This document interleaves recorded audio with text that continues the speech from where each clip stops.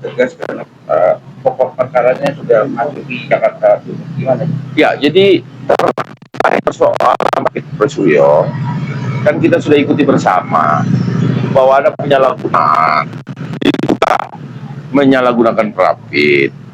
Artinya gini, Prapit ini terlepas tidak diatur di dalam KUHAP bahwa berapa kali kita harus melakukan Prapit, tetapi idealnya sekali lagi saya sampaikan, karena di sini ada beberapa pasal. Satu aturannya adalah KUHAP, yang satunya lagi Undang-Undang ITE, lex spesialis.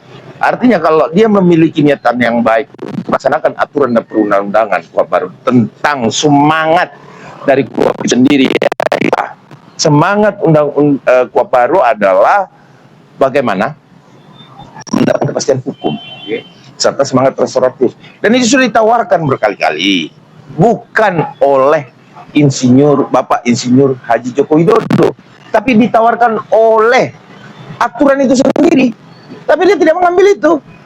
Nah, ketika dia tidak mengambil itu, niatannya jelas berarti ingin memilih kepastian hukum. Nah, ketika memilih kepastian hukum, idealnya adalah lex spesialis, katakanlah satu Prapit, lex spesialis 32 dan 35 pasalnya, KUHAP 310 311 ditambah penghasulan lain-lain, satu pasal, satu Prapit. Artinya dua kategori itu. Nah, idealnya seperti itu, atau disatukan, kemudian nanti menunggu putusan. Itu idealnya Prapit, karena dia sudah memprapitkan HAM dan lain sebagainya. Kalau tersangka, saya sudah sampaikan di beberapa media bahwa tidak relevan lagi. Kenapa tidak relevan? Harusnya dilakukan Prapit itu 6 bulan yang lalu. Ya kan, kenapa harus 6 bulan yang lalu? Karena 6 bulan yang lalu itulah Prapit yang ideal, karena penetapan tersangka itu sudah dilaksanakan, kemudian sudah terjadi penangkapan dan penahanan. Nah, kalau penetapan tersangkanya gugur, itu kan akan mengacak-ngacak, menghancurkan seluruh tatanan hukum yang ada.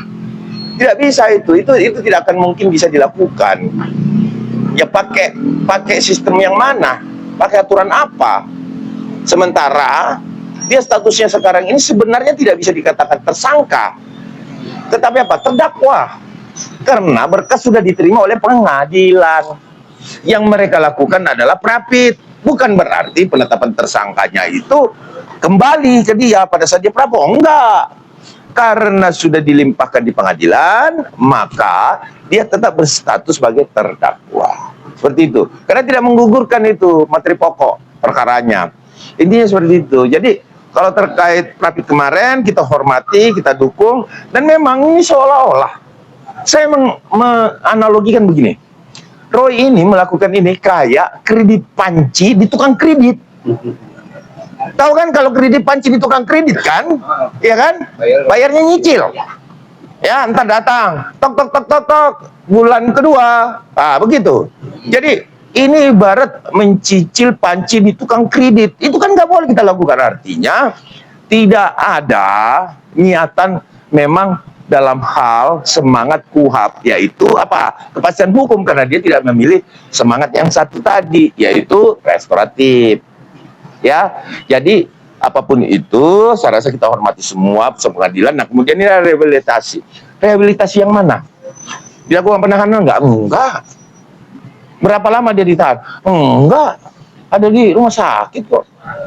Terus keberatan dengan penangkapan. Apanya yang ditangkap di Borgol aja? Enggak. Tapi penyerahan ke tahap 2, apakah itu adalah satu kesalahan? Oh, enggak dong.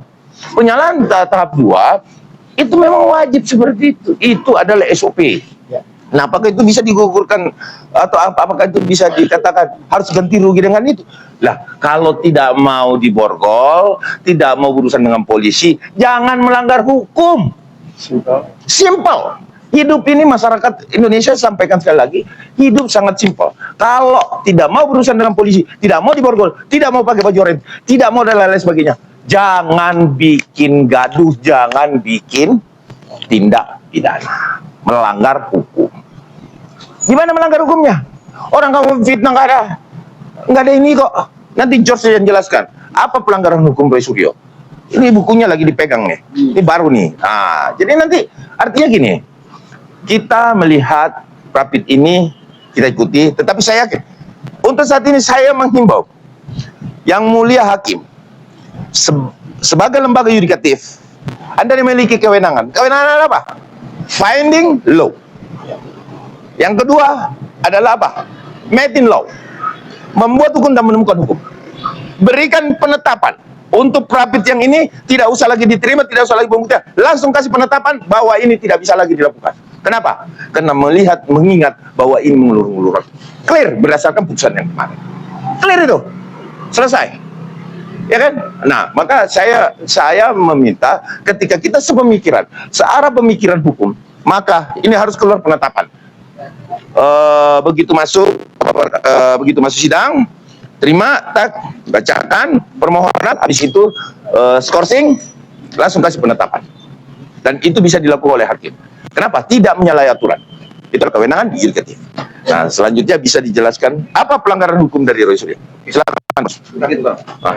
Terkait abang yang jawab, memang terkait semua dia kan untuk dimanfaatkan Prapit pertama, makanya dia mengajukan Prapit ketiga, kemudian juga mengajukan Prapit keempat. Dalam Prapit ketiga meminta ganti rugi karena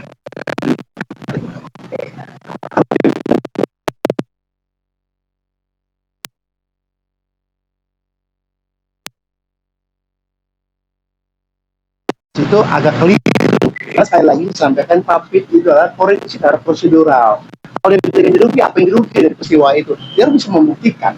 Saya pikir itu agak sulit ya. Tapi sekali lagi disampaikan, udahlah, tidak semua pemainkan hukum. Hakim sendiri pun sudah menyatakan bahwa yang mereka lakukan adalah hanya upaya untuk menunda proses persidangan. Kalau hakim sudah bicara begitu, lawan hakim.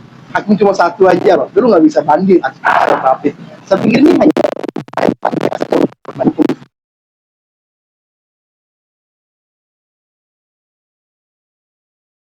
dengan kuasa hukum di surat orang di penjara karena tahun Bang. oke. Begini, kita sebagai harus paham ya, apa yang harus dilakukan dalam proses Prapit. Tapi ini kan koreksi prosedural, tidak bisa hal yang diperlukan dalam namanya jalan jadi lawyer, tapi jalan jadi lawyer jangan menyesatkan publik. Kasihlah jalan yang baik, karena sejatinya pengacara adalah penegak hukum. Penegak hukum itu harus memberikan hal-hal yang baik ke masyarakat, mengedukasi ke masyarakat bahwa ini adalah cara yang benar, bukan memberikan ruang ke masyarakat untuk memanfaatkan yang mungkin ruang itu yang diberikan oleh peraturan undang-undang. Saya pikir ada ruang juga yang mereka bisa memanfaatkan, tapi sangat saya bilang bahwa itu tidak bijak. Tidak beda pendapat dengan masyarakat, dia juga berbalik dengan masyarakat dengan konsep penetapan, penggeledahan sama tersangkanya Kan sudah putus. tidak sesuai apa yang diatur. Kan sudah putus. Hormati putusan pengadilan. Kan sudah putus. Apalagi? Apalagi? Kan sudah putus. Nah sekarang mau uji apa lagi? Rehabilitasi. Kan sudah putus yang kemarin. Nah kalau uji rehabilitasi, udahlah. Yang mulia, daripada membuat bingung karena tidak kepastian hukum, udah berikan penetapan. Selesai kok. Ngapain kita pusing-pusing? Emang apa hebatnya dia? Emang siapa dia? Kan gitu aja gini loh. Marilah kita bersama-sama. Kamu sudah tidak ditahan, kamu sudah tidak dilakukan hukuman penahanan. Ya sudah.